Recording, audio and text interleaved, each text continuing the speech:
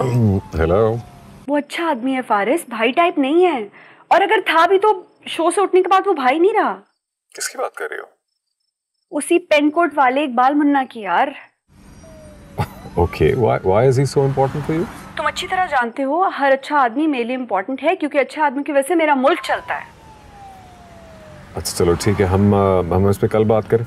कल बात करेंगे तो उसकी पूरी रात लॉकअप में गुजर जाएगी यार। तुम क्या चाह रही हो, मैं उसको लॉकअप से निकलवा लूं? निकालना होगा, क्योंकि अगर कोई अच्छा इंसान बनना चाहता है या अच्छा इंसान है तो हम दोनों को उसकी मदद करनी होगी।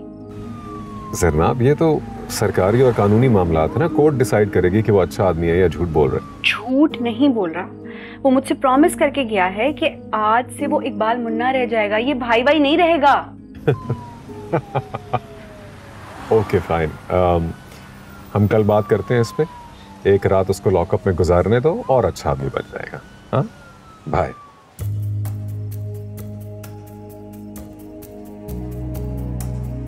फिर भाई की नजर मुझ पे पड़ गई तो भाई ने बोला बैठो बैठो।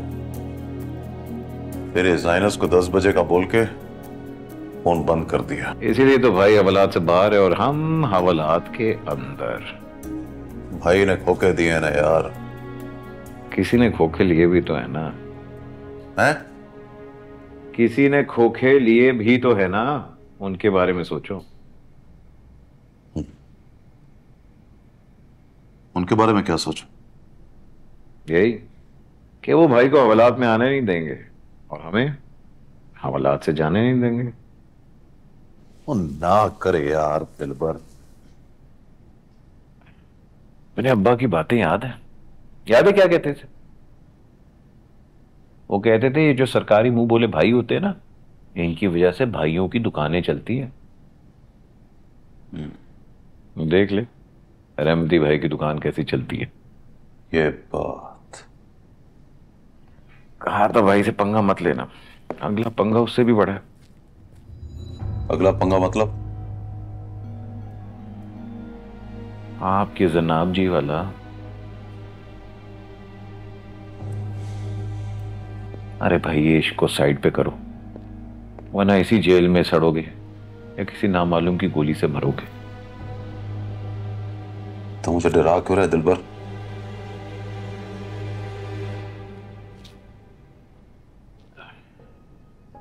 डरा नहीं रहा, समझा रहा हूं। हमेशा पिस्तौल हाथ में पकड़ी आपने, ये उंगली पे घुमाई है। अब वो जो रहमती है ना, वो रोज हिज हाइनेस को खुश करने के लिए एक बंदा नाश्ते से पहले जरूर मारता है, एपिटाइजर के तौर पे। जान लेने का तजर्बा है उसके पास, इसी तजर्बे से मारेगा आपको। मेरे पास मोहब्बत का तजर्बा है दिलबर। साले भाई की पूरी फौज से टकरा जाऊंगा।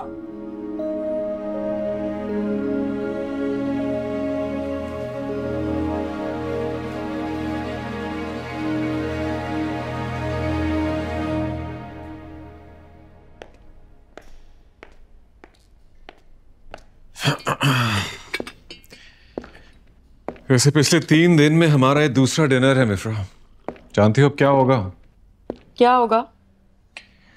उसे पता चलेगा तो वो जान से मार डालेगी मुझे। तो तुम बस मर जाओगे? नहीं, वो मिलने ही नहीं देगी। इनफैक्ट उसने तो मुझसे कहा था कि अगली बार डिनर पर जाऊं तो उसे भी साथ लेकर आऊं।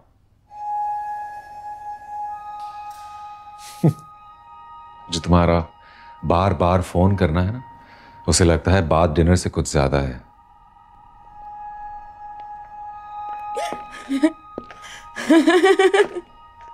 मिफ्रा, please believe me when I tell you this, मैं वाकई उससे बहुत प्यार करता हूं। झूठ बोल रहे हो तुम? जी नहीं। अच्छा तो फिर बताओ, मैं बुलाती हूं तो क्यों आ जाते हो, इनकार क्यों नहीं कर देते? बिकॉज तुम्हारा एहसान है मुझ पर, और तुम मेरी क्लास फेलो थी और अब भी मेरी दोस्त हो। तो इसके अलावा क्या बात हो सकती है? कभी इनकार करके देखो, पता चल जाएगा। नहीं, अब मैं इनकार नहीं करूंगा। अब मैं अगली बार उसको वाकई साथ ले आऊंगा। उसे साथ लेकर आओगे तो ये कप उठाकर तुम्हारे मुंह पर मार दूंगी। Ow! That wasn't funny at all. It wasn't supposed to be funny, babe. यार, will you relax? What? You're just too much, मिफ्रा। तुम्हें क्या वाकई लगता है मैं उसको ले आऊंगा? God.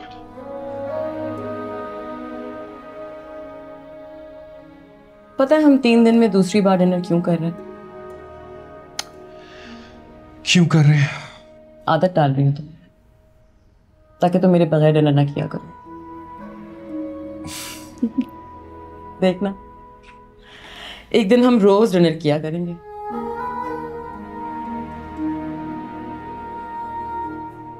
इफरान, मैं वाकई उससे प्यार करता हूँ। वो मंगेतर है मेरी। तो करते रहो ना उससे प्यार, बस डिनर मेरे साथ किया करो।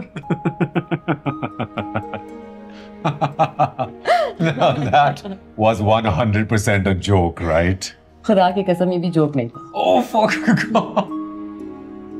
You are incredible. दिल से कह रही हूँ, सच कह रही हूँ।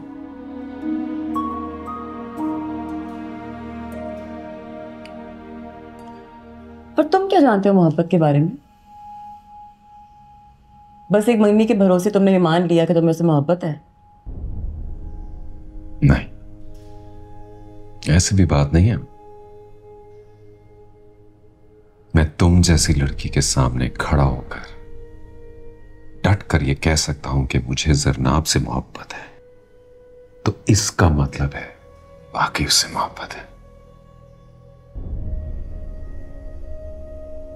आज तुम असिस्टेंट कमिश्नर हो तो वो मोहब्बत कर रही है तुमसे। अगर तुम चोर होते, क्रिमिनल होते, तो बताओ वो मोहब्बत करती तुमसे? नेवर। मैं जानता हूं उसको अच्छी तरह। वो सिर्फ अच्छे आदमी में मानती है, बुरे आदमी को तो वो जूते की नोक पर रखती है। तो फिर खाक मोहब्बत करती है तुमसे।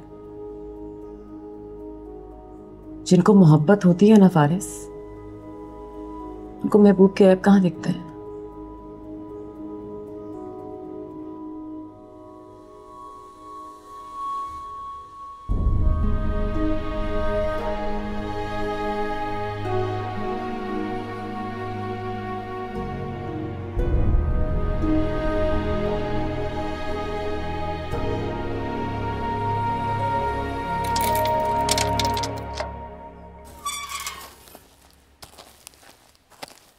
आ जाओ, अदालत पहुंचना है। पहुंचते हैं? पहले ये बताओ मुझ पे मुकदमा क्या है? बताते हैं ना, मुकदमा और सजा दोनों का बताते हैं। पहले जरा पेशी तो भुगतो। चल दिलबर। अब बता मुकदमा क्या है? मुकदमा नहीं, सिर्फ रगड़ा है। नए एसीडीसी का ऑर्डर है कि भाई लोगों को उठाओ और रगड़ा दो। वजह? वजह सिर्फ इतनी है कि उनके हाथ पे बैत करनी है आपने। ठीक है, तो उनको जाकर कह दो मुन्ना ने वैद कर ली।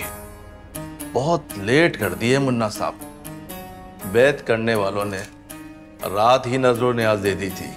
किसी ने 10 दिए, किसी ने 20 दिए, और फिर सुकून से अपने घर जाके सो गए। 10-20 क्या है? हथकड़ी लगाओ जरा मुन्ना साहब को, ताकि इनको समझ आए। बताना 10-20 क्या है? 10-20 लाख। कौन लेगा? सरकार लेगी, और कौन लेगा? वरना एसी साहब की अदालत में हाजिरी और मजिस्ट्रेट के सामने पेशी होगी। जमानत नहीं होगी क्या? हो भी सकती है, ये तो एसी साहब के मूड पर डिपेंड करता है। ओ, चल मूड दिखाओ उसका। बहुत सख्त आदमी है वो। चल उसकी सख्ती देखते हैं। चल दिलबार।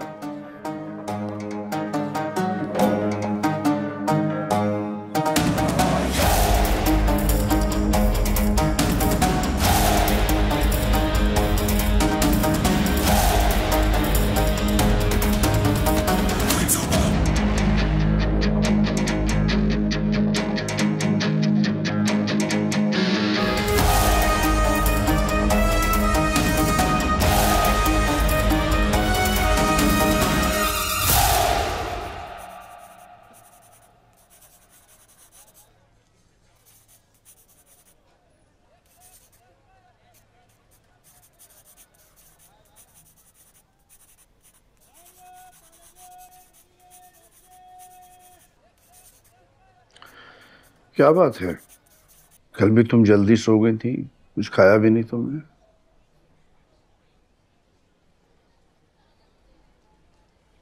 बताया तो था, वो सच में भाई नहीं बनना चाहता।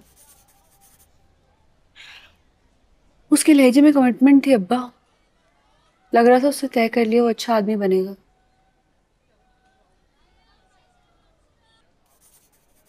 तुम अभी तक ये गुंडे के बारे में सोच रही हो?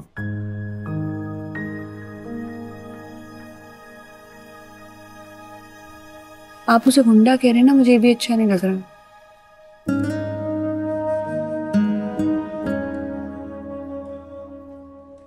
ऊपर से मेरी बात को इतना रूथलेसली उसने टर्न डाउन कर दिया। बोला कल बात करेंगे। अब ये मत समझ लेना कि तुम उस जैसे लोगों को उससे बेहतर जानती हो। उसने तुम्हें बिल्कुल सही जवाब दिया है। देखो, ये जो क्रिमिनल होते हैं ना, ये झूठी कमिटमेंट करते हैं, झूठी गवाही देते हैं, झूठ बोलते हैं। तुम्हारी जैसी जज्बाती लड़की उन्हें समझ नहीं सकती। मैं जज्बाती नहीं हूं अब्बा। लोगों की आंखें देख के उनके दिल को पढ़ लेती हूँ मैं। एक सिंपल फॉर्मूला बताऊं तुम्हें? कभी भी सरकारी मामलात में मुदाखलत मत करना। अगर वो बेकसूर होगा तो उससे कुछ नहीं होगा।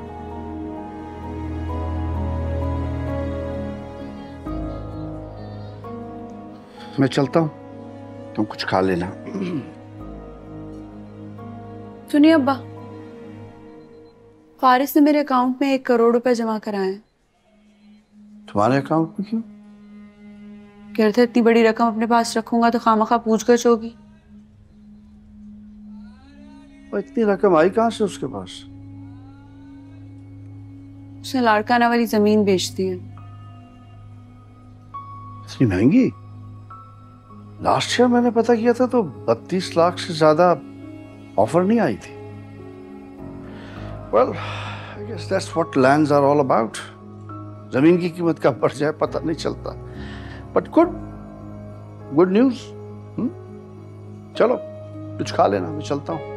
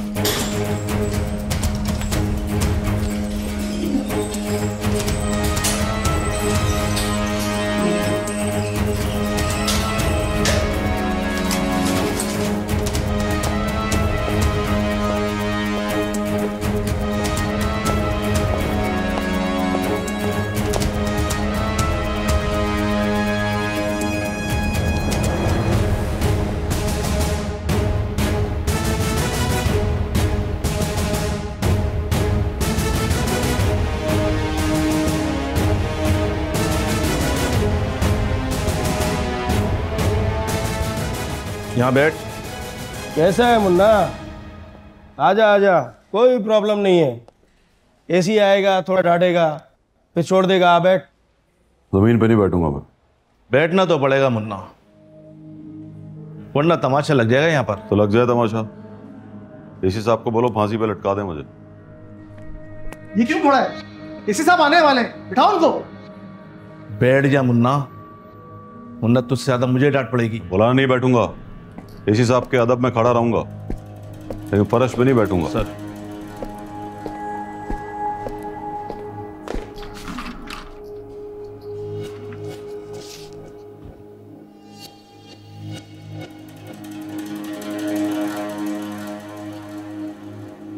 हाँ भाई, ये एक बात मुन्ना है। Yes sir. खड़ा क्यों है? बिठाओ से। एक मिनट एसी साहब, कानून में फांसी की सजा तो होती है, लेकिन अपने सामने जमीन पर बिठाने की सजा नहीं होती। फांसी की सजा कबूल है सरकार, जमीन पर बैठना कबूल नहीं है।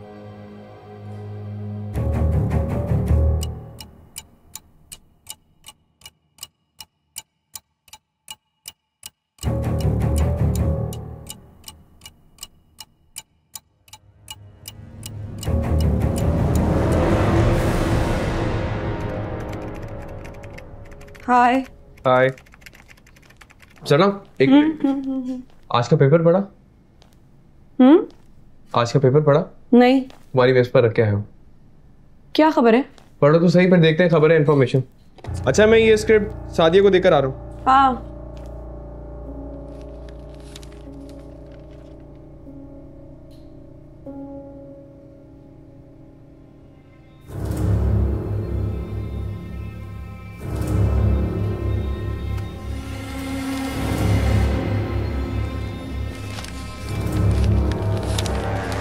पढ़ लिया? इसका मतलब है मुन्ना के खिलाफ इसके अलावा कोई एफआईआर नहीं थी? नहीं थी।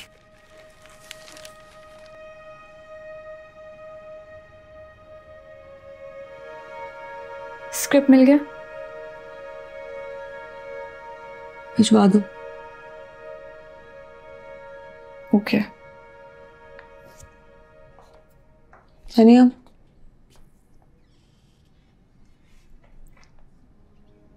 I'm really sorry. कुछ कर ही नहीं सकी मैं।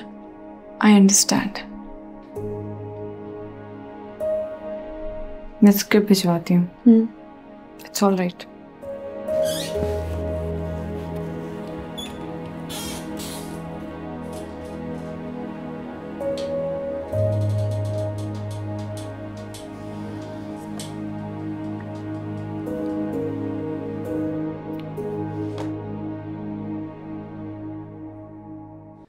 ठीक है, मेरे पास भी नोटिफिकेशन आ गई है।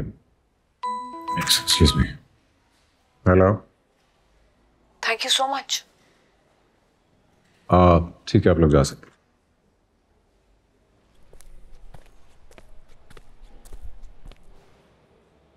Thank you for what? उस गुंडे को जेल भिजवा दिया तुमने। बाहर निकल के देखो, कराची में अमन हो गया, सब तुम्हें दुआएं दे रहे हैं।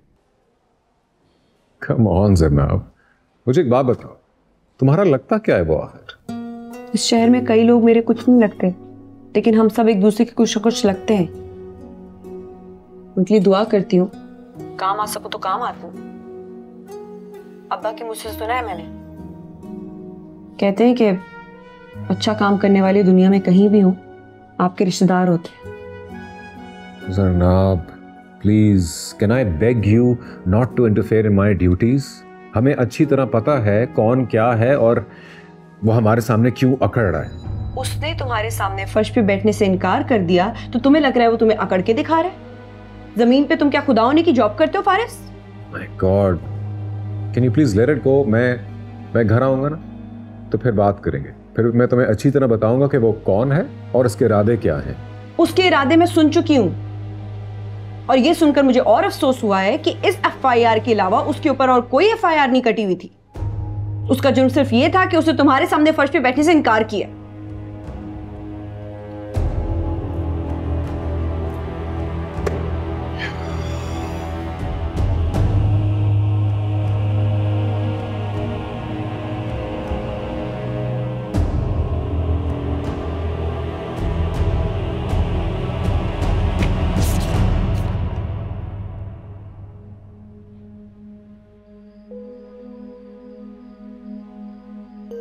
ये ठीक नहीं हुआ,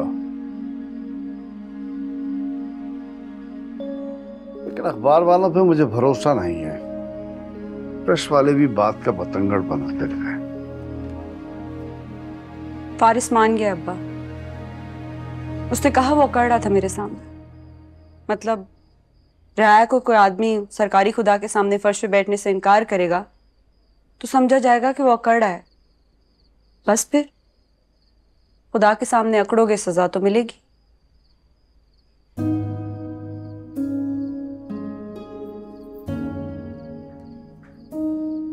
याद है अब्बा, एक दफा मैंने जेल के कैदियों पे शो किया था। उस दिन मैंने पिछले रात पकड़े गए मुलजिमों का मुलाहजा देखा था। कीड़े मकोड़ों की तरह 2 घंटे जमीन पे बिठाया गया था उन्हें। खैर से 2 घंटे के बाद जेलर साहब तशरीफ लाए। वो ऐसे तशरीफ लाए जैसे बहादुर शाह जफर अपने दरबार में आया करता था। फिर मैंने देखा हर मुलजिम को 2 कारिंदे कंधों से जकड़ के जेलर साहब के सामने पेश करते, उनका ब्रीफ सा इंट्रो होता और उनको एक बैरक अलॉट कर दी जाती। खुदा की कसम, इंसानियत सोज मंजर था। उसमें से कुछ बुजुर्ग तो ऐसे थे जो कि अपने पैरों पे जम के नहीं बैठ सकते थे। पैर बदलते थे तो गाली पड़ती थी उन्हें। हुसैना, मुजरिमों के साथ ऐसा ही सलूक किया जाता है ना? मुजरिमों के साथ होता हो तो ठीक है अब्बा, मुलजिमों के साथ क्यों होता है? ट्रस्ट मी, मुलाजे में बैठे 60% से ज्यादा लोग बेगुनाह होते हैं। अगले दिन उनकी जमानतें हो जाती हैं, वो बाइज्जत बरी हो जाते हैं। लेकिन वो बरी नहीं होते। सालों अपने सेल्फ रिस्पेक्ट की मर्डर का केस लेके अपने जमीर की अदालत में खड़े रहते हैं। फर्श पे बैठने लगे तो डर जाते हैं। देखो बेटा, तुम 75 साल से भटकी हुई कौम की निजात दहिंदा नहीं बन सकते। तुम्हारे लिए, मेरे लिए यही बहुत है कि हम अपने हिस्से का अच्छा काम कर जाएं और लोगों को बता जाएं कि ये होता है अच्छा काम। निजात दहिंदा के आसमान से उतरेगा? कुआं खोदकर पानी नहीं निकालेंगे, सिर्फ बारिश के होने का इंतजार करेंगे। आपको नहीं लगता लोगों को इज्जत ना देने की वजह से पूरी दुनिया में हमारी इंसल्ट हो रही है?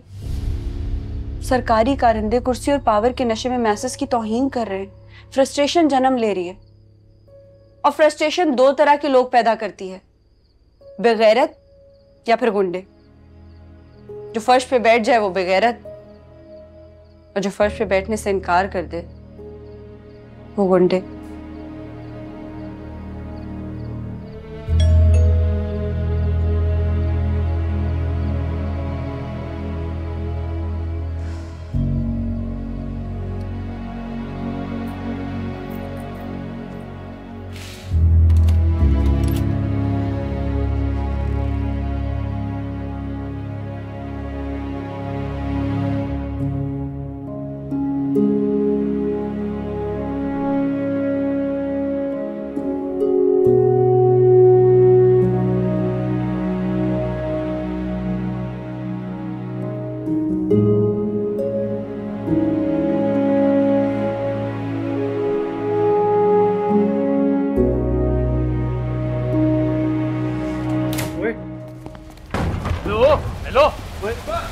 घर की तलाश चलो, एक एक कोना देखो अच्छी तरह। मैं कहाँ जा रहा हूँ? तुम्हारी बुक कहाँ रही है?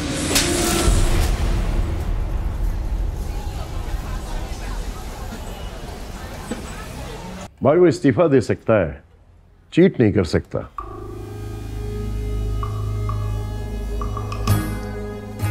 भाई फिर भी वही होगा जो आप बोलोगे। उसकी बातें सुनी थी, वो शो पे क्या बोल रहा था? जी भाई देखा था, साला लीडर बन के दिखा रहा था। उससे 2 दिन पहले आया था इस्तीफा देने के लिए। कह रहा था भाई मैं अंदर से सॉफ्ट हो गया हूं। उसका माइंड चेक करना पड़ेगा भाई। आप चेक करें भाई, साला अंदर से क्या सोच रहा है। हाँ, माइंड तो पढ़ लिया है मैंने उसका। जब वो शो में बोल रहा था ना, मैं उसका माइंड पढ़ रहा था। इस तरह के लोग ना बाद में वादा माफ गवाह बन जाते हैं। इसका क्या मतलब हुआ भाई? अबे वो फ्रीडम फाइटर बन रहा है। Freedom fighter? जो अंग्रेजों के खिलाफ लड़ते थे, फ्रीडम फाइटर। हाँ हाँ देखा है भाई, उनको देखा है, 10 फिल्मों में देखा है भाई। वाह भाई, 10 फिल्मों में देखा है। मुन्ना मुन्ना नहीं रहा। जो मेरा उसके साथ कनेक्शन था ना, वैसा नहीं है।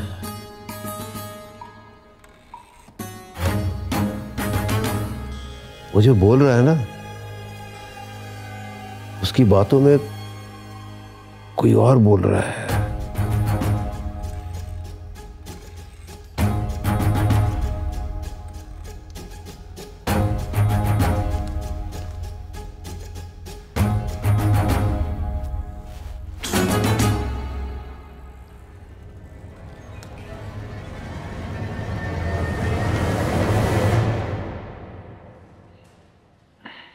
कुछ याद कर रहे हो भाई? हाँ, मुझे उसकी कुर्ती और पजामे का कलर तो याद है, जूते का कलर भूल गया हूं मैं। हम जेल में बैठे हैं भाई। वो तो मुझे याद है दिलबर, मगर जूते का कलर बताना। नहीं भाई, मैंने तो जूता देखा भी नहीं। अरे तू तो टीवी पे देख रहा था। तो शक्ल देखता है। माशाल्लाह कितनी प्यारी लग रही थी कसम से। पता नहीं आपकी नजर जूते पे ही टिक गई। मुझसे कहां देखी जाती है उसकी शक्ल। निगाहें रिस्पेक्ट से जूते तक झुक जाती हैं।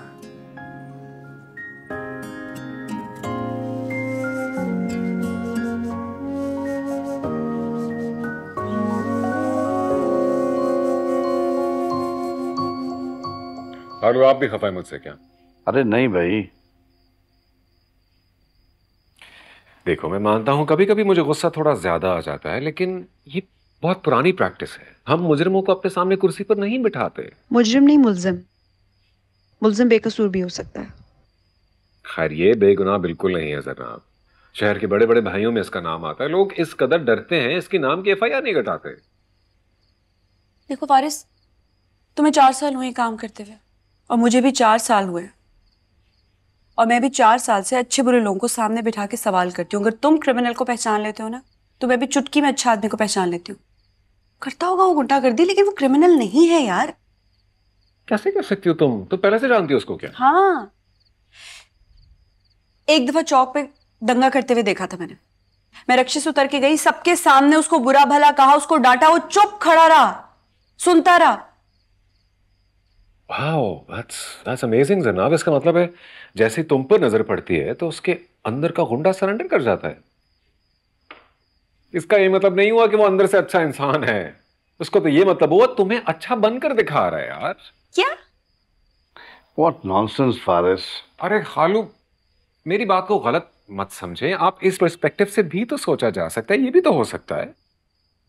तो तुम्हें लगता है मुझे इम्प्रेस कर रहा है?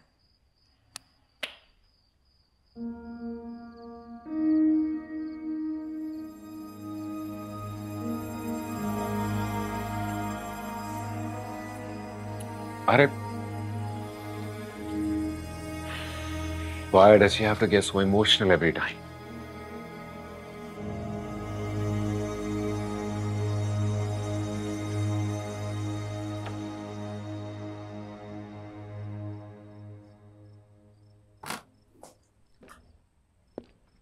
तुम यहाँ क्या कर रहे हो? नीचे जाओ, अब्बा क्या सोचेंगे।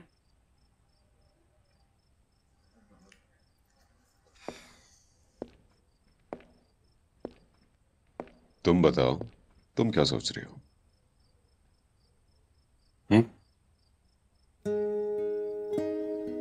क्या करूं यार, जेल से निकलवा दूं उसे? मैं कुछ नहीं सोच रही, और तुम्हें जो ठीक लगता है तुम वो करो।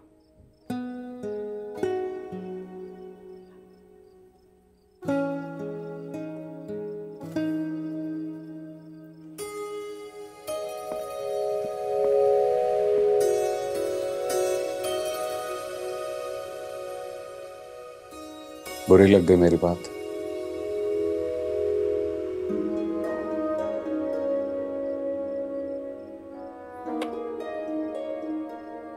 हाँ, तुम सीरियस थे?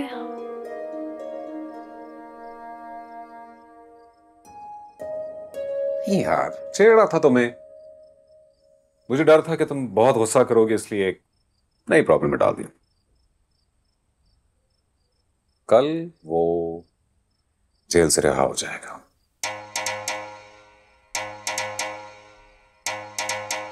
I promise.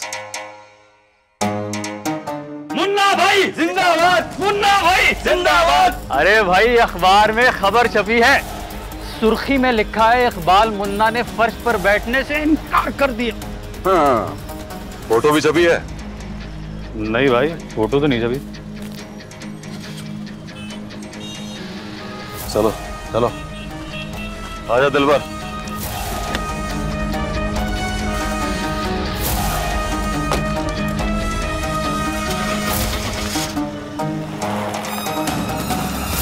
Yes sir. सुबह प्रेस वाले जान को आ गए थे, वो फर्श पे बैठने वाली बात इशू बन गया था। जी सर। नहीं सर।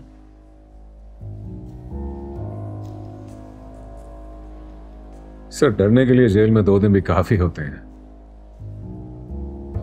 सर। सर प्रॉब्लम यह है कि अगर आज बेल ना होती तो कल या परसों ये खबर टीवी पे चल जानी थी। और आपको पता है सर, फिर टीवी की खबर को संभालना थोड़ा मुश्किल हो जाता है।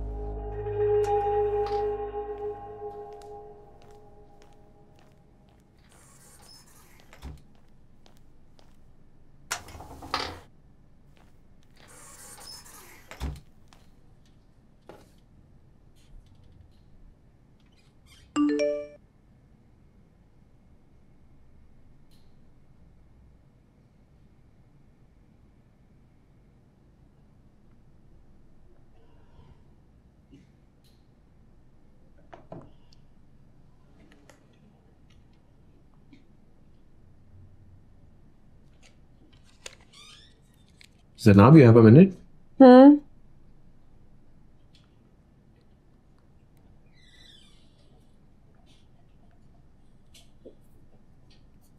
कुछ पूछना है तुमसे। पूछो।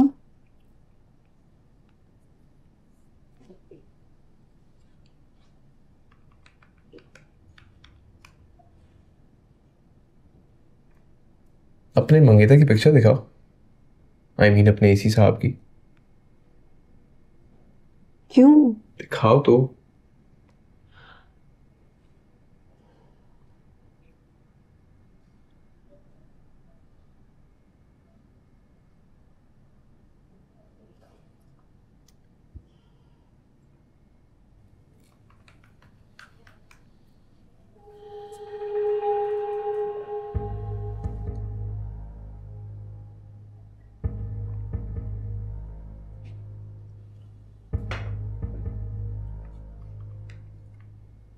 एक बात पूछूं तुमसे?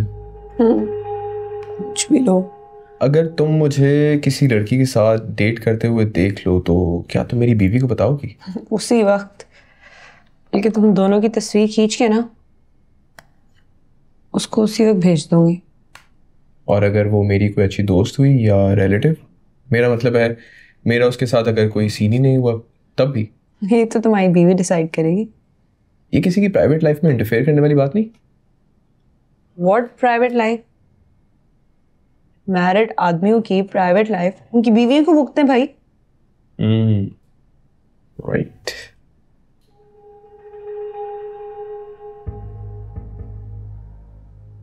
क्या? कल रात मैं और सैम डिनर पे गए थे। वहां हमने फारिस को एक लड़की के साथ गाड़ी में आइसक्रीम खाते हुए देखा। सैम ने 3-4 पिक्चर्स भी ली। हम रात भर सोचते रहे कि तुम्हें सेंड करें या प्राइवेट लाइफ का बहाना बनाकर तुमसे छुपा लें। No sir, everything is under control. Yes, bye sir. Thank you.